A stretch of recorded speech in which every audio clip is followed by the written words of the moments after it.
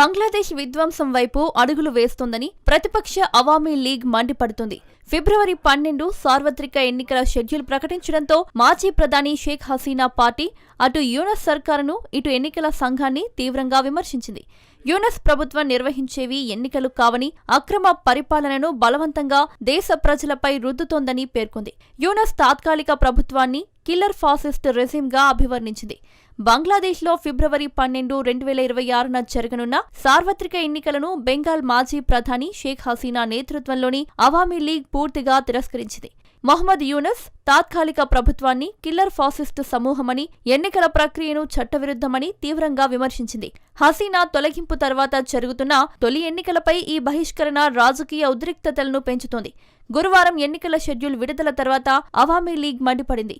యూనస్ సర్కార్ చట్టవిరుద్ధ ప్రభుత్వమని, ఆయన ఏలుబడిలో ఉన్న ఎన్నికల సంఘం చట్టవిరుద్ధ ఎన్నికల కమిషన్ అని పేర్కొంది.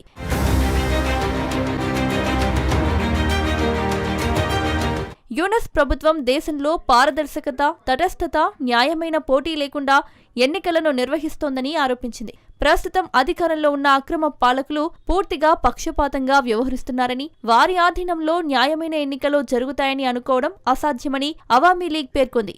ఎన్నికలను తటస్థ పరిపాలన కింద మాత్రమే నిర్వహించాలని, అప్పుడే ప్రజల సంకల్పం ప్రతిబింబిస్తుందని హసీనా పార్టీ స్పష్టం చేసింది.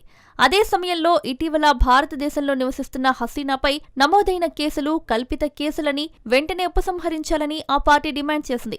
అవామీ లీగ్పై విధించిన ఆంక్షలను ఎత్తివేసి, రాజకీయ ఖైదీలను బేషరతుగా విడుదల చేసి ఎన్నికలు నిర్వహించాలని అవామీ లీగ్ డిమాండ్ చేసింది. ఇప్పుడున్న తరహాలో ఎన్నికలు నిర్వహిస్తే దేశంలో సంక్షోభం మరింత తీవ్రమవుతుందని హెచ్చరించింది. ఇక ఎన్నికల షెడ్యూల్ ప్రకారం డిసెంబర్ 29 నామినేషన్ దాఖలు చివరి తేదీ. డిసెంబర్ 30 నుండి జనవరి 4 వరకు పరిశీలన జరుగుతుంది. జనవరి 20 అభ్యర్థుల ఉపసంహరణకు చివరి రోజు కాగా, జనవరి 21 తుది జాబితా విడుదలవుతుంది.